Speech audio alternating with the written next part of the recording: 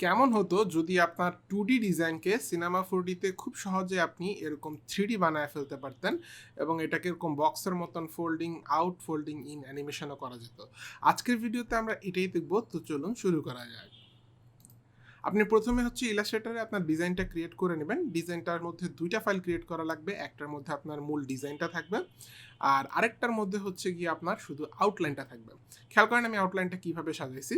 আউটলাইনটা এমনভাবে সাজাইছি যাতে হচ্ছে আমার এই ফ্রন্ট অ্যান্ড ব্যাকের যে ফ্ল্যাপটা আছে এটা একই দিকে থাকে, দুই সাইডেরগুলো দুই সাইডে আছে। অ্যাকচুয়ালি এটা বটমে থাকবে আমার ডিজাইন অনুযায়ী, আর সাইডের ফ্ল্যাপটা এইভাবে আছে। আমি এখানে ডিজাইনটা অন করলে আপনি আরও ক্লিয়ার হয়ে যাবেন। এইটা হচ্ছে আমার বটম পার্ট, এখানে মাঝখানে আবার ফাঁকা থাকবে, একটা ফাঁকা অংশ রাখছি আমি। অ্যান্ড এটা হচ্ছে আমার ব্যাক পার্ট, এটা সরি এটা হলো পিছনের অংশ, এটা হলো ফ্রন্ট পার্ট, এটা হলো টপ পার্ট, এটা হলো right and left part. Okay, so এখান থেকে আপনার একটা জিনিস খেয়াল রাখতে হবে, সেটা হচ্ছে আপনার আর্টবোর্ডটা যাতে একদম ডিজাইনের সাথে একদম মিলে থাকে, খেয়াল করেন। আর এখান থেকে আপনি একটা পিএনজি এক্সপোর্ট করে নেবেন। সো আপনার কাছে হচ্ছে এই ফাইলগুলো থাকবে টোটাল। একটা হচ্ছে পিএনজি ফাইল, এখানে আপনি টেক্সচারের জন্য ইউজ করবেন। আর একটা থাকবে আপনার শুধু আউটলাইনের উপরে এআই ফাইলটা। শুধু আউটলাইন থাকবে, এখানে আর অন্য কোনো কিছু থাকবে না, এগুলো সব ডিলিট করে দেবেন। সো এই আউটলাইনের যে ফাইলটা আপনার কাছে থাকবে, খেয়াল করেন আমার কাছে আছে আউটলাইনের এআই ফাইলটা। এখানে কিন্তু আর অন্য কিছু নেই, শুধু এইগুলোই আছে, এবং স্ট্রোকে এগুলো কিন্তু ফিল না, শুধু স্ট্রোক আকারে আছে। আমার শুধু পাতগুলো লাগবে, অ্যান্ড এটাকে আপনার সেভ করতে হবে। সেভ করার সময় আপনি এখানে ধরেন এটা দিলেন, সমস্যা নেই, কিন্তু এইখানে হচ্ছে আপনাকে অবশ্যই ইলাস্ট্রেটর 8 ভার্সনে সেভ করা লাগবে, কারণ সিনেমা 4D শুধু ইলাস্ট্রেটর 8 ভার্সনটাই রিড করতে পারে।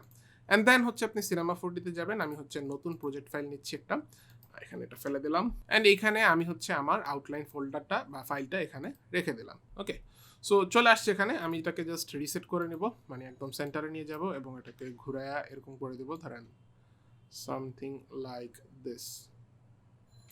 ওকে, ডান। এইবার হচ্ছে আপনাকে সিনেমা 4D লাইব্রেরি ফাইলটা অবশ্যই ইনস্টলে রাখা লাগবে। যদি আপনার ওটা না থাকে তাহলে এটা আমাদের গ্রুপে দেওয়া আছে, আমি গ্রুপের পোস্টের লিঙ্কটা নিচে ডিসক্রিপশানে দিয়ে দিব। আপনাকে অবশ্যই আগে আমাদের গ্রুপে জয়েন হতে হবে এবং সেখান থেকে আপনি এটা নামায় নিতে পারবেন। একটু বড় ফাইল, মনে হয় 14-15 জিবির মতন ফাইল। পুরাটা ডাউনলোড করে আপনি কন্টেন্ট ব্রাউজারে রেখে দিলে তারপর যদি আপনি কন্টেন্ট ব্রাউজারে আসেন, সেখানে আপনি সার্চ করতে পারবেন ফোল্ড মাই ডিজাইন। এই জিনিসটার নাম হচ্ছে ফোল্ড মাই ডিজাইন। সো আমি ফোল্ড সার্চ করলাম, দেখেন এখানে চলে আসছে আমার এই টুলটা। সো জাস্ট ডাবল ক্লিক করবেন, এইটা এখানে চলে আসবে। সো এই টুলের মধ্যে কীভাবে কাজ করতে হয় সেটাই আজকে আমাদের দেখার বিষয়। তো আপনি যেই জিনিসটা ইম্পোর্ট করলেন আপনার ইলাস্ট্রেটর ফাইলটা, এখানে অনেকগুলো পাত আসছে, আমার ক্ষেত্রে 14টা পাত এখানে আছে। তো আমি জাস্ট এগুলোকে ড্র্যাগ অ্যান্ড ড্রপ করে স্প্লাইনের মধ্যে রেখে দিব। আমার আর এই ফোল্ডারটা দরকার নেই, এটা ফেলে দিব, এই নালটার আর প্রয়োজন নেই। আচ্ছা, সো এই যে 14টা ফাইল আসছে, আমি এখন ফোল্ড মাই ডিজাইনের মধ্যে গিয়ে প্রথমে হচ্ছে centre and rotate and spline দিব। এখানে এটার মধ্যে হচ্ছে কি মানে হার্ড অ্যাড করা আছে, জাস্ট এখানে আপনি কাজ করলেই হবে। এবার আপনি যদি হচ্ছে ফোল্ড প্রিভিউতে ক্লিক করেন, তাহলে এখানে অনেকগুলো টেক্সট আসবে, টেক্সটগুলো একটু বড় থাকে, আপনি এগুলো চাইলে ছোট করে নিতে পারেন। ওই ফোল্ড মাই ডিজাইনে ক্লিক করে আপনি হচ্ছে এইখানে হচ্ছে এই যে টুলসের মধ্যে এসে এটাকে ছোট করে নিতে পারেন। লাইক আমি 5 করলাম, এনাফ আছে, 4ও করে দিতে পারেন। হ্যাঁ, ঠিক আছে। সো এইখানে দেখে আমরা কি বুঝতেছি? আমরা বুঝতেছি যে এটা 1B1 যেটা লেখা, এটা হচ্ছে আপনার বটমে থাকবে। কিন্তু আপনার যদি মনে থাকে আমার ডিজাইন অনুযায়ী কিন্তু আমার বটমে থাকা উচিত ছিল কোনটা? এইটা। হ্যাঁ, দ্যাট মিনস হচ্ছে যেটা ফাঁকা আছে, ফাঁকাটার নিচের অংশটা, ছোট অংশটা। সো খেয়াল করেন আমার ফাঁকা ছোট অংশটা হচ্ছে এইটা। সো এইটা হচ্ছে আমার নিচে থাকবে বা বটম হবে। সো এটা হচ্ছে 14 নম্বর স্প্লাইন, রাইট? এইটা হচ্ছে আমার এটা। সো এইটাকে আমি জাস্ট উপরে তুলে দেবো, দ্যাটস ইট। এবার আমরা ক্রিয়েট গাইডসে ক্লিক করবো। এখানে দেখেন এটা B1 ধরে ফেলছে, মানে এটা বটম হবে এবার। সো ক্রিয়েট গাইডসে ক্লিক করবো, হয়ে গেছে। এখন যদি আপনি দেখেন, এখানে আমার একটা সুন্দর fold in fold out animations আমার হচ্ছে। আন্ডারস্ট্যান্ড? So very simple. এখন টেক্সচারটা কেমন লোড করবো সেই জিনিসটা আমরা একটু দেখে নিই, খুবই সিম্পল। ওয়ান্স এগেইন এখানে আপনাকে মানে ইন এবং আউট দুটো টেক্সচার আলাদা করে দিছে। আপনি যেহেতু আউটে টেক্সচার করবেন, সো আউটে যাবেন, এইখানে কালারে যাবেন, এইখানে হচ্ছে আপনার পিএনজিটাকে এখানে ধরে দিতে হবে। So this is your PNG image, এখানে জাস্ট ড্র্যাগ অ্যান্ড ড্রপ করে আমি নিয়ে আসতেছি, চলে আসছে। সো এখন যদি আমি এটাকে ফোল্ড ইন আউট করি, দেখেন এটা প্রপারলি ফোল্ড ইন আউট হয়ে গেছে। এটা এখানে দেখা যাচ্ছে না ভালো মতন, জাস্ট এখানে গিয়ে ভিউ পোর্ট এটাকে নো স্কেলিং করে দেন, এটা প্রপারলি দেখা যাচ্ছে। সি, সো এটার মধ্যে আরও কিছু কন্ট্রোল আছে, কাস্টমাইজেশন করার অপশন আছে। যদি আমরা এখানে যাই, ফার্স্ট অফ অল এটা থিকনেস আমরা কন্ট্রোল করতে পারবো। দেখেন কার্ডবোর্ডের থিকনেসটা কিন্তু বেশ মোটা, তো আমরা আমাদের হয়তো এত মোটা লাগবে না, একদম পাতলা লাগবে। সো 0.01 হয়তো আমাদের লাগবে। অলরাইট, সো এরকম আমরা চিকন হচ্ছে কার্ডবোর্ড বানাইলাম, বাট একটু খেয়াল করবেন যেখানে গ্লিচ করতেছে ম্যাটেরিয়ালসগুলা, বিকজ আপনার যেই পিছনের যে ফ্ল্যাপগুলো আছে না ওগুলো একদম লেগে আছে আর কি, এই জন্য হচ্ছে এই প্রবলেমটা। তো এটাকে আমরা ইজিলি সলভ করতে পারি। খেয়াল করেন এটা হচ্ছে 3 নম্বর স্প্লাইন, এবং এটার ক্ষেত্রে আপনাকে কিন্তু গাইড এরিয়ার মধ্যে চলে যেতে হবে I guess, if I am not wrong. So এইখানে দেখেন 3 নম্বর কোনটায় লেখা আছে, দিস ইজ দ্য নাম্বার 3, দেখছেন? এইটার মধ্যে আপনি যাবেন এবং এটার ইউজার ডাটাতে ধরেন 90 আছে, তো আপনি 91 ডিগ্রি করে দেন, একটুখানি 1 ডিগ্রি বাড়ায় দিলেই হয়ে যাচ্ছে। আপনি আরও বাড়ায়ও দিতে পারেন, আমি ধরেন 95 সেভ অপশনের জন্য 95 রাখলাম।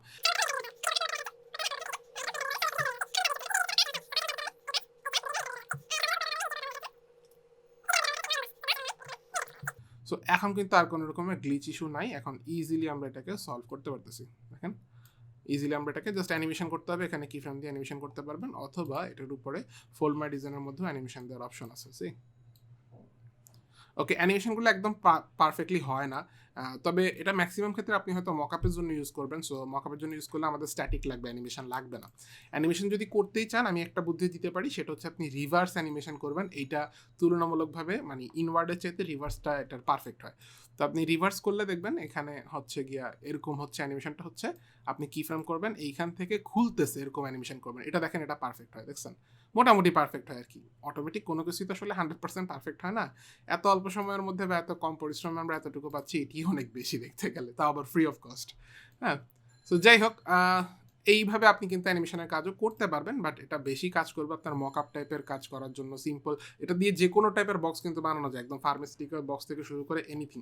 খালি ডিজাইনটা আপনাকে একটু বুঝে বানাইতে হবে। আমি যেমন করছি এই প্যাটার্নটা এভাবে ধরতে হবে।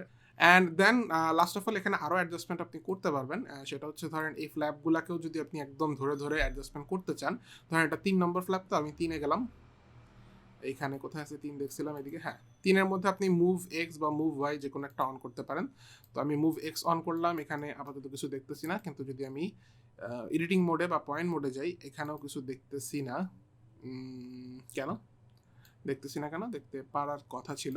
দেখছি আমরা যদি এখন এইখানে যাই, হ্যাঁ দেখেন এটা যখন আমি move X move Y on করলাম, এখানে আরও দুটো স্প্লাইন দিল, এবং যে কোনো একটা স্প্লাইনে যদি আমি যাই, দেন হচ্ছে পয়েন্ট মোডে গিয়ে আমরা লাইভ সিলেকশন টুল দিয়ে ওই পয়েন্টটা যদি সিলেক্ট করি, তাহলে আমরা একদম এক্স্যাক্ট কন্ট্রোল পাবো, যে একদম এক্স্যাক্ট অংশ ধরে নাড়াইতে পারবো। যে শুধু মাঝখানের অংশটা হয়তো একটু বাঁকা করতে চাই আমি, তাহলে ওটাও কিন্তু করতে পারবো। দেখছেন এখানে কি মাঝখানের অংশটা শুধু একটু বাঁকা হয়ে আছে। সো একদম পুঙ্খানুপুঙ্খভাবে কন্ট্রোল করা যাবে ইফ ইউ ওয়ান্ট আর কি, বুঝছেন? একই রকম ধরেন আমরা এটাকে যদি ফাঁকা হয়ে গেছে একটু যদি লাগাই দিতে চাই, লাগাই দিতে পারবো।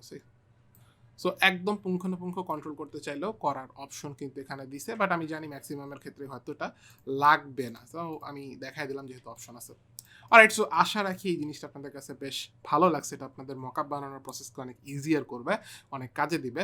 সো ভিডিও ভালো লাগলে কিন্তু লাইক কমেন্ট করতে ভোলা যাবে না। আর সেই সাথে কেউ যদি আমার কাছ থেকে আপনারা প্রফেশনালি আফটার এফেক্টস এবং সিনেমা 4D শিখতে চান, তাহলে আমি আপনাদেরকে হাইলি সাজেস্ট করবো যে আমাদের ওয়েবসাইটে থাকা কোর্সের আউটলাইনগুলো একবার দেখে ফেলবেন। এখানে প্রোমো ভিডিও দেওয়া আছে, এগুলো একটু দেখে ফেলবেন অ্যান্ড ডিটেলসটা পড়বেন।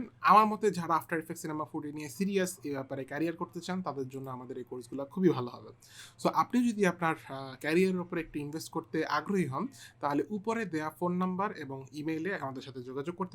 সেই সাথে আপনি যদি অফিসিয়ালি অ্যাডোবি কিংবা ম্যাক্সনের লাইসেন্স আমাদের কাছ থেকে নিতে চান, তাহলেও আমাদের সাথে যোগাযোগ করতে পারেন। আমরা অফিসিয়ালি অ্যাডোবি এবং ম্যাক্সনের লাইসেন্স সেল করে থাকি। সো আজ এই পর্যন্তই, দেখা হবে পরবর্তী কোনো ভিডিওতে। ততদিন পর্যন্ত সবাই ভালো থাকুন, সুস্থ থাকুন। আসসালামু আলাইকুম, খোদা হাফেজ।